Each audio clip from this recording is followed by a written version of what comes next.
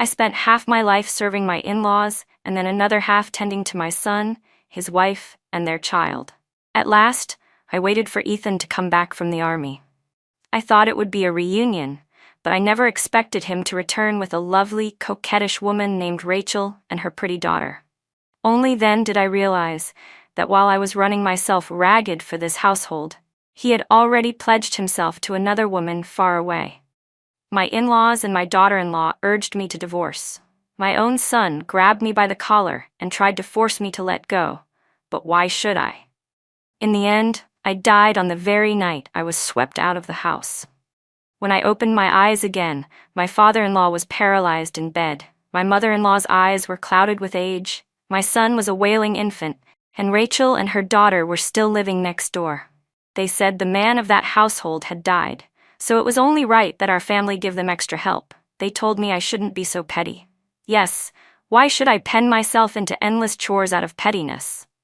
I turned around and submitted a transfer request at the factory to join the Northwest Development Project. If my family didn't want me, that was fine. My country would. Ethan only gave Rachel and her daughter a piece of pork. Do you really have to lose your temper? Ethan's voice circled in my ears. Rachel just lost her husband. She's raising her child alone and can only do needlework to make ends meet. Look how thin that child is. Can you really bear it? When Jason passed, I promised him I would look after them. Do you want to put me in a position of disloyalty and dishonor? I clutched my chest as a tight pain seized my heart, and before my eyes I saw again the scene from my last life. My son and my in-laws forcing me to sign the divorce papers. Mom, you're not good enough for Dad. He deserves better. In love, the one who isn't loved is the real third party. Yes, you served Grandma and Grandpa for a lifetime, but what we owe you has nothing to do with Dad. If you can't balance your heart, take it out on us. You've already ruined half of Ethan's life. You can't keep delaying the rest of it. I had done nothing wrong, yet every arrow was aimed at me. They blamed me for not being pretty, for lacking in education, for being scheming, said I doted on my in-laws only because I knew Ethan would make something of himself. In the end, my son grabbed my collar and pressed my hand onto the divorce agreement, forcing a handprint. I shook all over with rage. The pain in my heart killed me. I never imagined the boy I raised with my own 2 hands would treat me like that. I drew several deep breaths, my eyes smarting red. When I looked up, Ethan was giving me a solemn lecture. Time could add 20 more years, and it still wouldn't dent his upright bearing. Compared to his crisp uniform and Rachel's lingering charm, Emma, who had done dirty, back-breaking work all my life, truly looked like a fool. Don't look at me like that. I've done nothing against my conscience, Ethan said, turning his gaze aside with righteous certainty, exactly as he had when he forced me to divorce in my previous life. I didn't answer, and couldn't be bothered to argue. That piece of pork had cost me a day and a night in line, bought to nourish my son and my in-laws. I turned and walked out. My in-laws called my name, asking me to come back. My son shouted, "Mom," and ran after me. I ignored them. Even when he fell, split his chin, and wailed without stopping, I didn't halt my steps. I jogged all the way and, just before the factory gates closed, found the director. "You're sure you want to join the Western Development?" the director asked, incredulous. "I am," I said firmly. He frowned. "Does Ethan know about this?" "He doesn't need to," I replied. "My affairs are mine to decide." The director was startled. "But your boy is only 4 or 5. Can you really leave him?" I nodded. "There's nothing I can't leave. I only want to contribute my strength to my country. Don't you always say that only when there's the greater family can there be the smaller one? The West needs me now. I must go without hesitation, or I'll be letting down the revolutionary forebears." The director's face hardened. "Be that as it may," he said, "I still have to tell you." When the director reminded me that once I went to the Northwest, there was no telling when I might return, and that Ethan might not allow me to go, I lifted the corners of my lips and replied calmly, "Don't worry, Director. No one can stop me from dedicating myself to building this country." In the end, he accepted my transfer request to the West. When I returned home, the house was full of chatter. From the doorway, I saw Rachel sitting on a bench with her daughter, chatting and laughing happily with Ethan. My father-in-law was still lying in bed. My mother-in-law sat beside him, joining Rachel's conversation here and there, while my son was offering his precious white rabbit candy to Rachel's little girl. It was quite the scene of 3 generations together, harmonious and full of warmth. As soon as I stepped inside, the lively atmosphere froze. Rachel was the first to rise. She handed me the piece of pork on the table with a gentle smile. "Sister-in-law, this is the meat Ethan brought this morning. I didn't want it to go to waste since I can't cook it well, so I thought I'd bring it to you. I also brought some eggs and chives. Please use them to nourish the elders and the child." I didn't reach out to take it. The pork in her hands lingered in midair, uncertain whether to go up or down. She hurriedly added, "Sister-in-law, Ethan truly just pities us, a widow and her child. There is nothing between us. You must believe him." I couldn't even be bothered to lift my eyelids. I simply walked toward the inner room. Ethan furrowed his brows and spoke. "Go make dinner. Let Rachel and Lily stay and eat with us. Cook more rice." Expressionless, I replied, "I've already eaten. I'm not hungry. Whoever wants to eat can cook." The entire room went still. Ethan, especially, couldn't hide the reproach in his tone. "You've eaten, but my parents, our son, and Rachel and her daughter haven't. How can you be so irresponsible?" In my past life, it was because I had been too responsible that the whole family drained me dry. Meeting his eyes, I let out a faint laugh. "They are your parents and your son, Ethan. I've been in this family for more than 5 years, cooking 3 meals a day, every day. Why should I be the one to exhaust myself serving all of you while you just sit and wait for hot food? Do you not have hands or feet, or are you simply as lazy as your father?" He stood up, his tall frame suddenly stripped of all the shine I once thought he had. "Emma, are you cooking or not?" "Not." I turned and went straight into the bedroom. After working all day, I didn't want to do anything more. I needed to rest, to restore my strength, and to prepare myself to give my all when I left for the West in a month. My energy, my effort, my intelligence, none of it should be wasted on this household. In the end, that piece of pork I had queued a whole day and night to buy was fried into a salty, greasy lump by Rachel. But pork was still pork, and no matter how poorly cooked, it could still be eaten with 2 bowls of rice. From that day on, I completely stopped cooking. My in-laws scolded me, and my son nagged as well, but I acted as if I didn't hear them. I told the 2 elders very plainly, "I am not this family's servant. If you want to eat, cook for yourselves or eat out. Just don't bother me." Ethan began coming home on time every day, trying to reason with me. To avoid arguments, I volunteered for overtime at the factory, which gave Rachel the perfect opportunity. She started buying groceries and coming into my house, taking over cooking and looking after the child.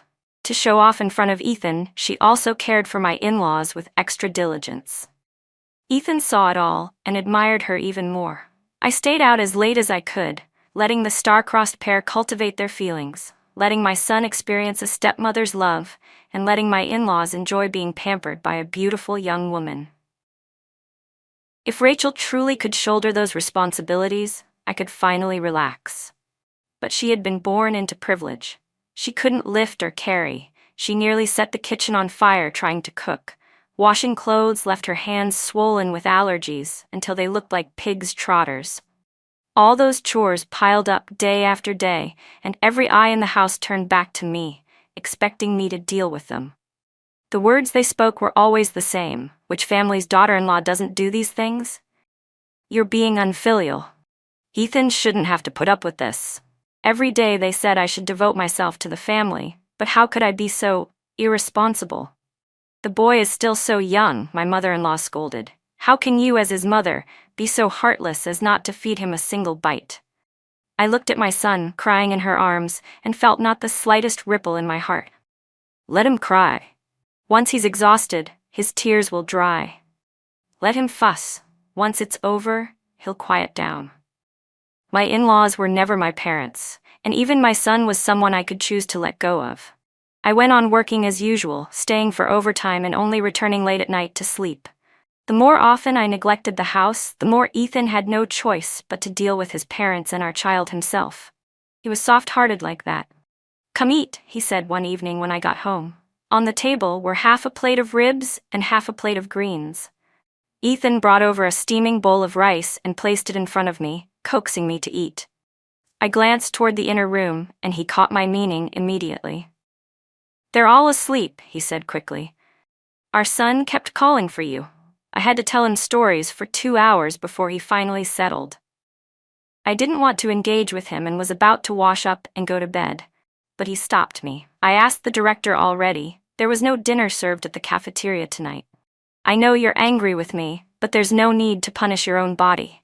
His words hit me right in the heart. Yes, why should I ruin my health for Ethan's sake? I hadn't eaten dinner, and my stomach was burning with hunger. I walked to the table, sat down, and put a rib into my mouth. As soon as I took a bite, Ethan let out a long sigh. "Emma, these years have been hard on you. It's my fault for letting you suffer so much." So, Ethan knew how to reflect after all. Perhaps he finally understood how exhausting it was to serve an entire household. "I've been thinking a lot," he continued. "You're working and looking after the family too. It's too much for one person, so I want to discuss something with you. Why don't you quit your job?" Here it comes. I knew that meal wouldn't go down easily. Soon, Tommy will start elementary school. He'll need help with his studies. My parents' health is getting worse every day. If you quit, you can focus on the house and won't be so overworked. In my last life, he had persuaded me this same way. And what happened? As soon as I quit, he brought Rachel in to replace me. They were inseparable day and night, and in the end, they seized the chance to join the Western development together, running off to the frontier. He built a career out there, while she stayed by his side, enjoying his devotion. For years, he didn't send back a single penny. Meanwhile, I was left without a job, caring for the entire family by scrubbing clothes for others. My hands, from summer to winter and back again, were covered in chilblains and thick calluses. The day Ethan returned from the frontier with Rachel, he was in high spirits, while I was covered in dust and wearing patched clothes. Rachel, in contrast, was radiant in a stylish trench coat, her face glowing with freshness. I sneered at Ethan. "But your parents would rather have their son stay by their side. Our salaries are about the same, aren't they? Whoever earns money, it's all the same. Why don't you quit instead? I'll provide for the family." Ethan's expression changed instantly. "I'm a man. How could I let a woman support the family?" I laughed even louder. "That's right, you're a man, and you don't need a woman to support the family. But tell me, where has your salary gone all these years? Did you give it to this household?" His voice faltered, guilt showing in his eyes. "I've been saving it. When it's needed, I'll bring it out." I set down my chopsticks, went into the room, and returned with an iron box. Opening it, I pulled out Ethan's bank book and tossed it in front of him. "Every month you get paid, and every month the money disappears. What did you spend it on? Can you explain? Or should I ask where you've really been keeping it?" "Can you show me the money?" I asked. Ethan stayed silent. I answered for him instead. "You gave it all to Rachel and her daughter, didn't you? That's why they can eat meat at every meal, wear new clothes every day, while your wife has worn shoes with holes in the soles for 2 years without being able to replace them. Your son wants milk powder, but he can only cling pitifully to your father. Buying a wheelchair for him is impossible, and taking your mother to the hospital for her eyes, also impossible. Ethan, your so-called filial piety is nothing more than empty words. Every day you talk about it, but in reality, you just leave it to me to fulfill your duty for you." His frown deepened, yet he still spoke with self-righteousness. "Rachel's husband died. They have no source of income. If I don't help them, am I supposed to just watch them starve?" I sneered. "So keep giving your entire salary to Rachel and her daughter.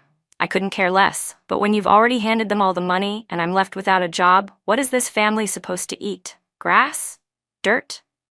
His face flushed red and he held his breath, unable to speak a word. After a long silence, he looked at me and finally asked, "What's wrong with you lately? You used to nod at whatever I said, agree to whatever I did. Now look at you, arguing with me, defying me. Where's the obedient wife you used to be?" Yes, in the past I had been meek. Because I loved this man, I yielded to him in everything, only hoping he would remember my goodness, only hoping he might return some measure of love. But now I saw through it all. The more you grovel and beg for affection, the less people value you. So I took out the divorce papers I had already prepared. Sign them. I want a divorce. You're free to pursue the one you truly love. When Ethan saw the black and white words, he shot to his feet. Nonsense. I looked at him calmly. Is it nonsense? You know best. Your heart was never with me. I never received any love from you. You like Rachel. You want to give her a home. Fine, I'll step aside and let you. He slammed his palm down on the table, the dishes and bowls clattering loudly. How many times do I have to explain? It's only comradeship, only sympathy. There's nothing improper between me and Rachel. We're clean. Clean? I laughed coldly. And what does your clean mean? That you haven't slept together yet? Haven't kissed, embraced, or held hands? Spare me. I didn't argue further. Instead, I opened the front door and motioned for Ethan to follow me. I led him to crouch beneath the window of Mrs. Zhang Zhang's house next door. She had a television and neighbors often gathered there to watch. And while watching TV, gossip was inevitable. Before long, their conversation turned to Rachel. Did you see her? That Rachel woman's wearing another new outfit today. Such a delicate shade. Looks expensive. She even told me the fabric was special, ordered custom from the county. Isn't it ridiculous? Her husband's dead, yet she's living better than when he was alive. Poor Emma, marrying such a useless man. Exactly. Emma works hard. At the factory, she's one of the best. At home, she can manage everything neatly. But Ethan? That shameless bastard is out messing around with another woman. Looks respectable on the outside, but inside he's trash. I've wanted to tell Emma to just divorce him already. She's still young and beautiful, and her income is good. Plenty of men are waiting for her. I've got relatives who visit every New Year, and they always ask if Emma's divorced yet, so they can pursue her. As for Rachel, she's trouble. When her husband was alive, she was already flirting with other men. Now that he's gone, she's even bolder about it. And Ethan, that blind fool, ignores Emma and treats Rachel like a treasure. These past few days, the neighbors had been whispering. I've noticed Emma's been working overtime at the factory. She's not cooking or washing clothes at home anymore.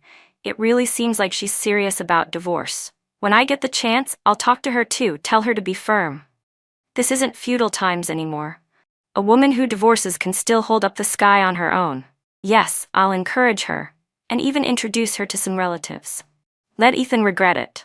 Aside from his looks and his army job, he has nothing worth bragging about. His parents are half dead, and no decent girl would want to be burdened with them. Just wait. If Ethan really marries Rachel, their days will turn into a mess. They'll probably divorce eventually. Rachel's a troublemaker. No matter who she's with, the marriage won't last. Did you know? Her husband died because of her. He worked himself half to death trying to earn more money for her, went days without sleep, grew dizzy while moving equipment, and that's how he was pulled into a machine and killed. The neighbors talked and talked, so much that I grew sleepy. Thinking about work tomorrow, I had no patience to keep crouching with Ethan, listening to gossip through the wall. I got up and headed home. Ethan followed me, his face dark and stormy. After a quick wash, I lay down and fell asleep right away. He sat by the bed for a long time, wanting to speak, but seeing that I had no intention of responding, he gave up. The next morning, we each went to work. At the door, we ran into Rachel. She wanted to greet me, but I ignored her.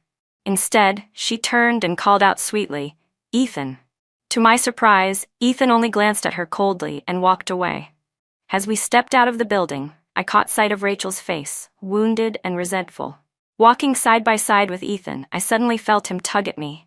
Then he draped his scarf around my neck. I froze, and he handed me 2 boiled eggs. "I made these before you woke up. From now on, I'll make them for you every day." I didn't take them. "You don't need to do this." He drew a deep breath, his tone sincere. "I was wrong before. I let you suffer. From now on, I'll change. Let's live well together." Then he pulled something else from his pocket, stuffed it along with the eggs into my arms. "This is my salary for the month. Keep it.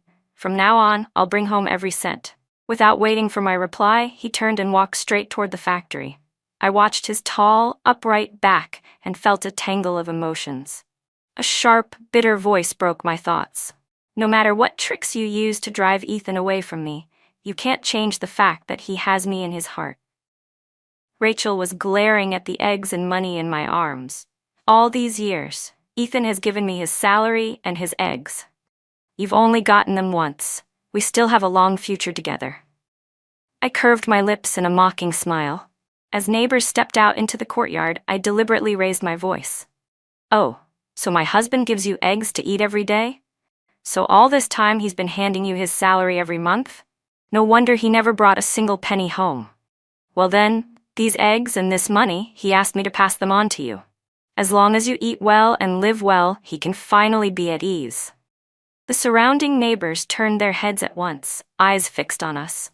Rachel's cheeks flushed scarlet, and the arrogance she had just shown evaporated. You're making things up, she cried. Ethan and I are completely innocent. I widened my eyes in mock innocence. Really? Then where did you get the money to buy a new outfit every 3 to 5 days? If it wasn't from my husband, was it from some other man? Her little face twisted in panic. Emma, don't you dare try to dump that filth on me.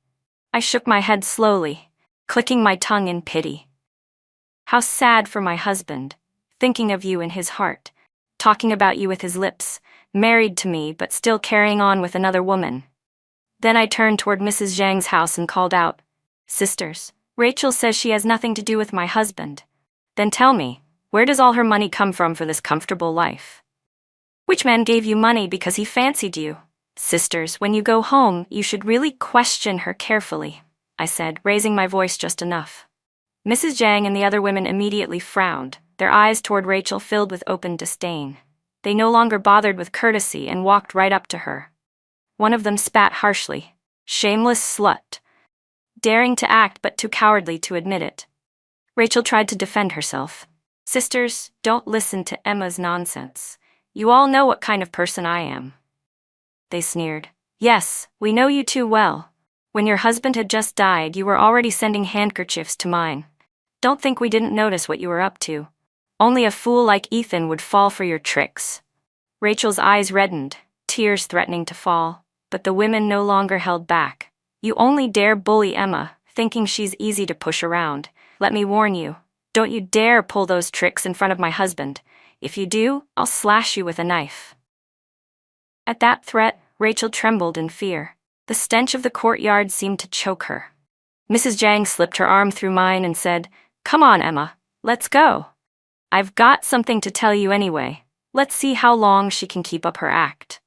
Together, we walked toward the factory, leaving Rachel standing there alone, completely abandoned. That evening, when I returned home late, I found dinner already set on the table. Ethan was waiting, his face gloomy. I guessed he must have heard about how Mrs. Zhang and I, along with the other neighbors, had torn into Rachel during the day. But he didn't question me. Instead, he made small talk, casual family chatter. After the meal, he even gathered up the dishes to wash. I was more than happy to let him. After freshening up, I went straight to bed. Ethan lay down beside me, several times starting to speak but each time stopping himself. No one knew what was turning in his mind. So things went on peacefully for about half a month. Even when Rachel came by deliberately looking for him, Ethan turned her away coldly. My mother-in-law, though her eyesight was poor, noticed something and tried to comfort me. Ethan still loves you the most. You shouldn't keep blaming him. Come home earlier, share the household burdens with him. As long as you're united, life will turn out fine. I gave no response, though in my heart I knew this calm was only temporary. With Rachel's persistence, how could she possibly give up on a prize like Ethan? Another month or two passed, and then the list for the Western Development Project at the factory was posted. My name was on it. The day Ethan heard the news, his face sank. If you go west, does that mean you're abandoning me and this family? I answered steadily, your unit should also have positions for Western Development. Apply for one. We can take our child and your parents with us. Over there, housing and meals are provided, and the apartment is twice the size of this one. If we go together, life will be better than here. He clenched his teeth. I can't go. Why not? I countered.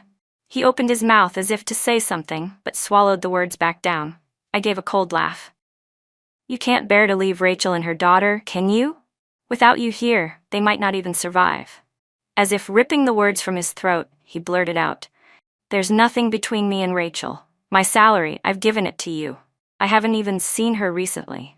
Why can't you be more generous? I pointed to the burn scar on his arm. That's from a soldering iron, isn't it? He quickly tugged down his sleeve. No, it's not. But Mrs. Zhang and the others had visited his unit during a military parade. They saw him working with a soldering iron and later told me what they learned. It was side work, exhausting and harsh, but it paid well, more than his army wages each month. And that extra money, I said coldly, you never gave to me. It must have all gone to Rachel and her daughter, right? I said coldly. Ethan pressed his lips tightly and muttered, You can't just let them have no way to live. I gave a soft laugh. Then let's get divorced. You can openly take care of them without having to sneak over to her door in the middle of the night after I've fallen asleep. His face darkened.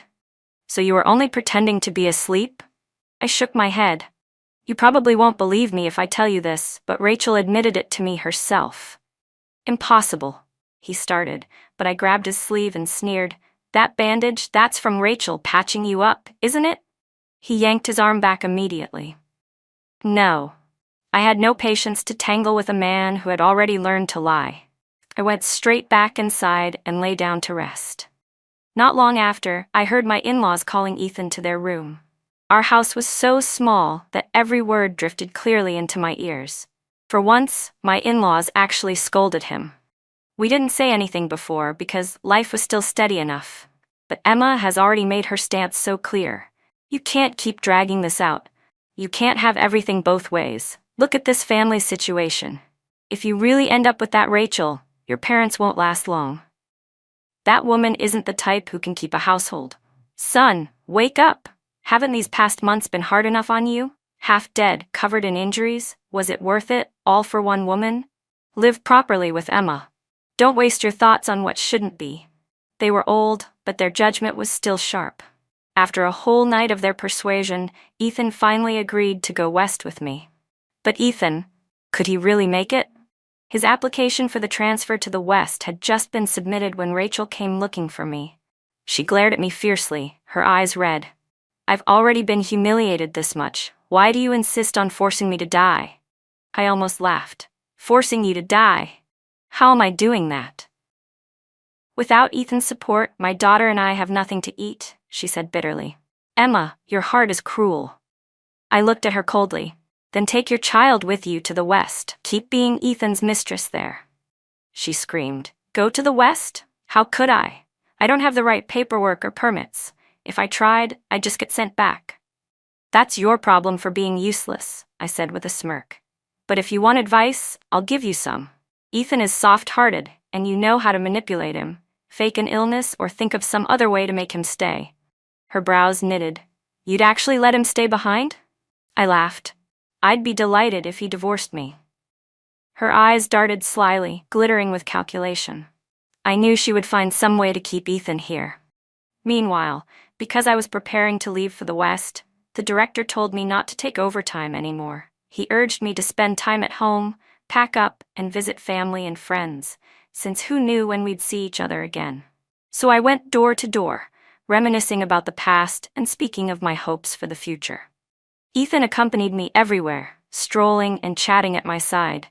Until the news came, Rachel had attempted suicide. Even someone as usually calm as Ethan lost his composure.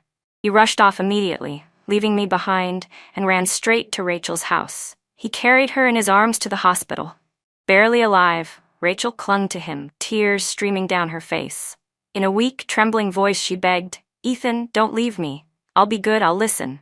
I won't interfere with your family. Please don't go. I beg you, don't leave me. Her pleas were so pitiful that even as a bystander, my heart wavered. How much more so for Ethan, who was right there in the middle of it.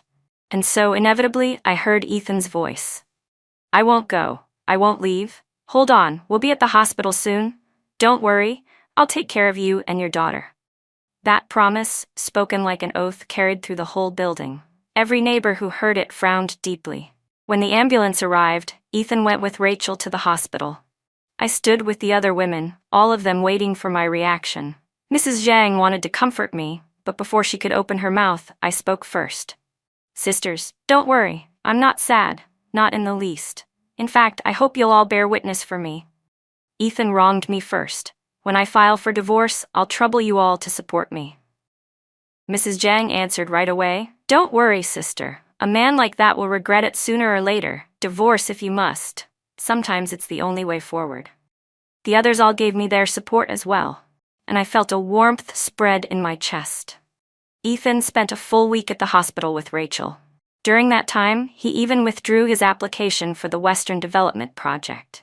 When he finally returned, he ignored the stares of the neighbors and carried Rachel back to his house himself. He waited on her hand and foot, cooked for her, cared for her with every detail. Yet even then, he refused to file for divorce. Instead, he told me, "Even if you don't go west, we won't divorce. Just believe me when I say there's nothing between Rachel and me. I swear, in this life, I will never betray you." It was laughable. After all the things he had done to betray me, he still had the audacity to make such a promise. Did he really think that as long as he hadn't slept with Rachel, it didn't count as betrayal? Mrs. Zhang couldn't stand seeing Ethan's irresponsibility and didn't want me dragged down with him. So she and the other women united, going to Rachel's door every day to harass her. Their curses were vicious. Some even wished they could shove her into a pig cage. Humiliated, Rachel naturally ran to Ethan in tears, and Ethan, weak as ever against her sobs, couldn't resist. The situation kept escalating until Ethan finally submitted divorce papers. The higher-ups knew enough of the story that they quickly approved. The day I held the divorce certificate in my hand, Ethan's eyes were red. "Did it really have to come to this?" He looked reluctant, but I felt nothing but relief. "It was always you who pushed things this far. I only went along with what you wanted." I picked up my suitcase, ready to leave.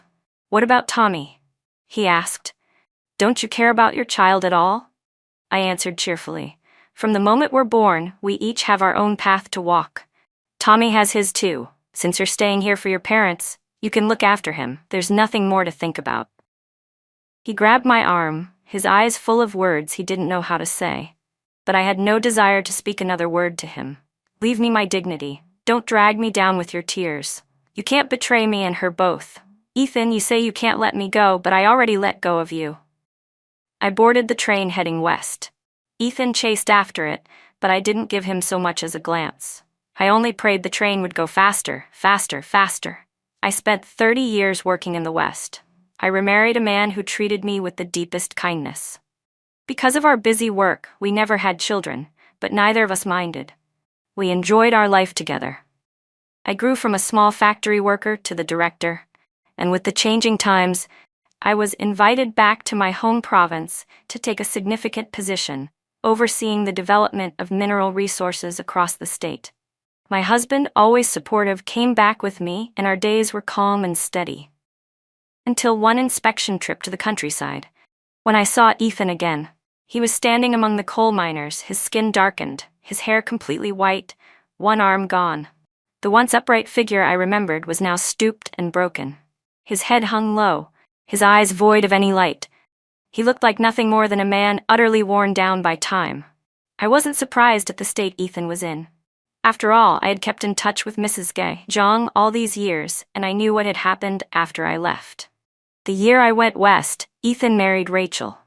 The following year, because of Rachel's carelessness, Ethan's parents died of carbon monoxide poisoning. Their son Tommy died with them. Without the burden of his parents and child, Ethan and Rachel enjoyed a few good years together. But then the army restructured, and Ethan was forced to transfer to a local factory.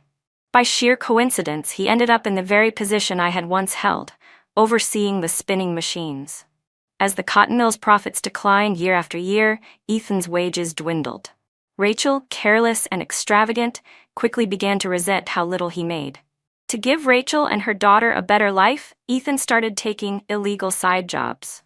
But Rachel was greedy. She constantly whispered in his ear about how other men were making good money, buying cars, buying refrigerators. Ethan, soft-hearted and proud, pushed himself harder and harder to satisfy her vanity. Rachel thrived under his sacrifices. 10 years passed, and she still looked fresh and youthful. Ethan, by contrast, became a wreck. Exhausted from years without rest, he eventually had an accident while watching the spinning machine. His arm was caught and mangled, leaving him disabled. When he came out of the hospital, he was no longer the handsome man I once knew.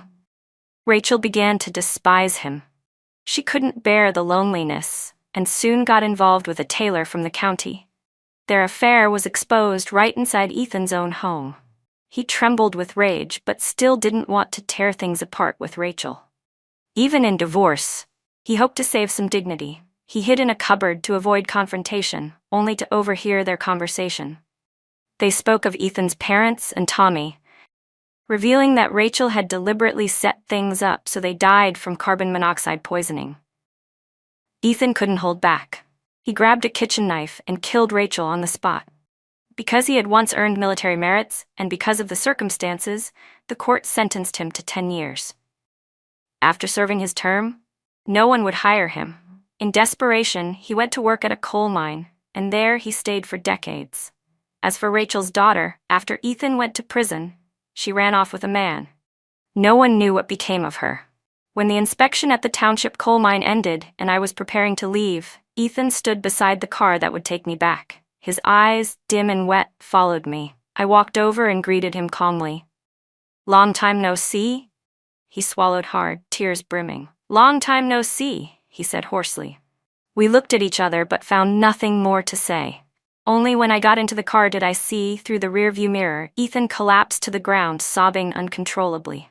My husband asked, "What's wrong with that disabled man?" I answered evenly, "Maybe life has just been too hard on him." My husband nodded. Yes, at his age, still working in a coal mine, it must be bitter. I thought to myself that coal miners' wages truly should be raised. Back in the provincial office, I submitted a report on the living conditions of coal workers. Not long after, the news came that their wages had indeed been increased. But along with that news came another. Ethan had committed suicide in the coal mine. My husband sighed with regret. Life was just about to improve. How could he not hold on? I let out a soft sigh.